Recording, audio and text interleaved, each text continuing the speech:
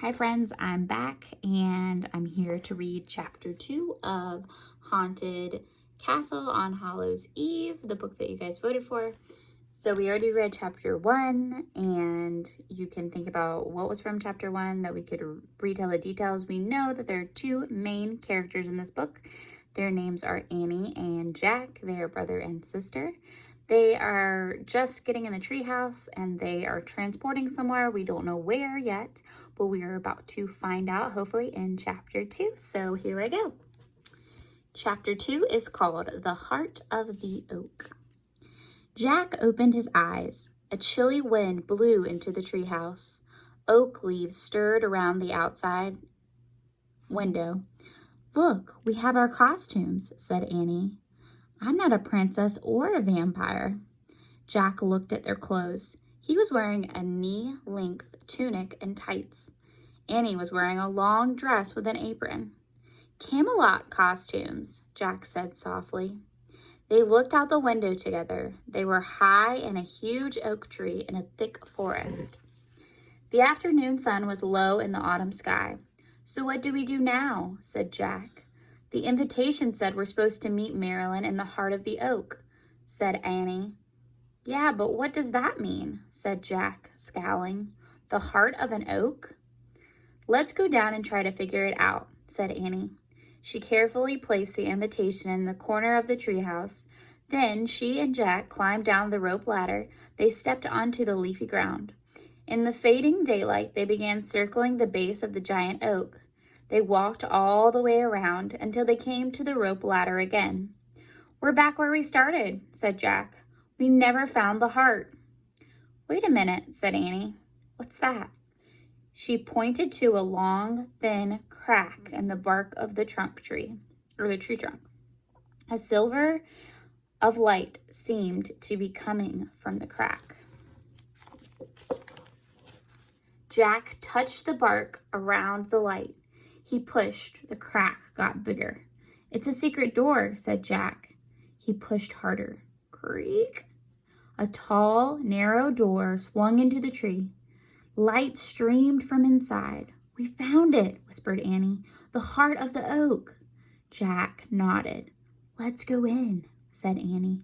They slipped through the narrow doorway into the bright hollow of the tree trunk. There's a picture on this page. I'll show you. That's where they're going, inside of the heart of the oak. Jack couldn't believe his eyes. The round room was lit with hundreds of candles.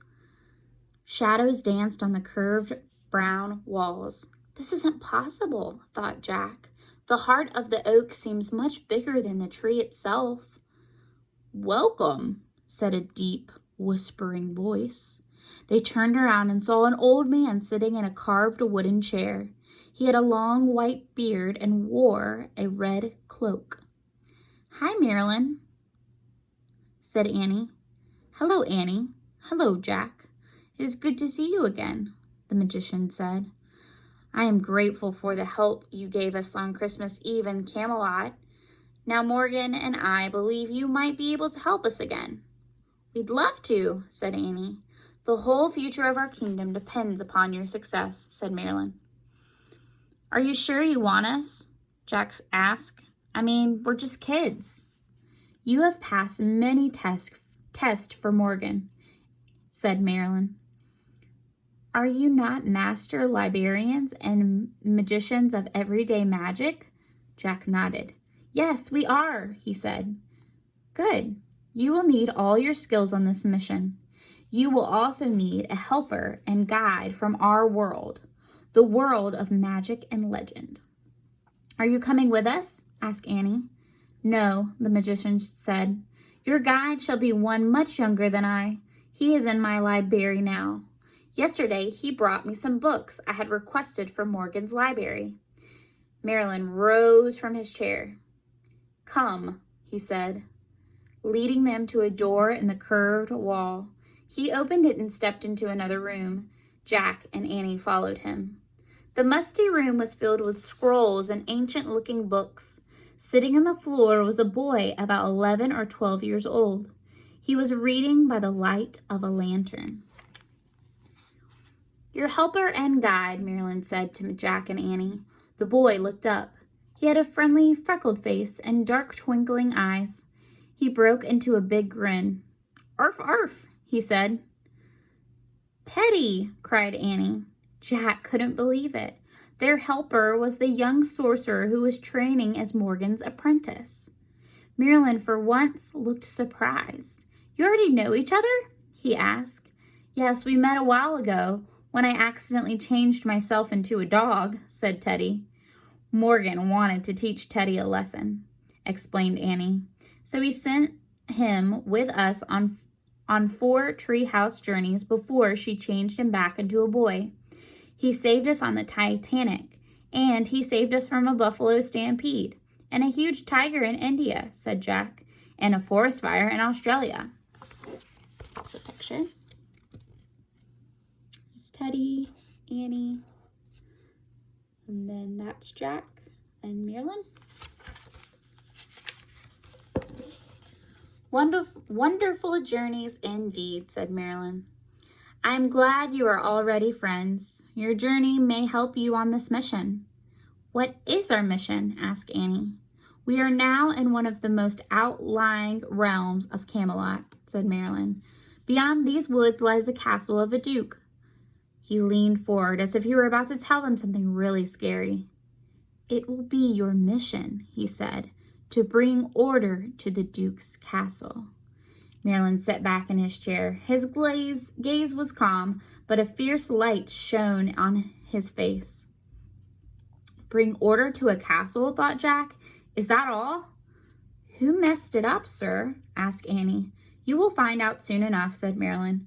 "We accept our excitement gladly," said Teddy. "The mission will be done without fail."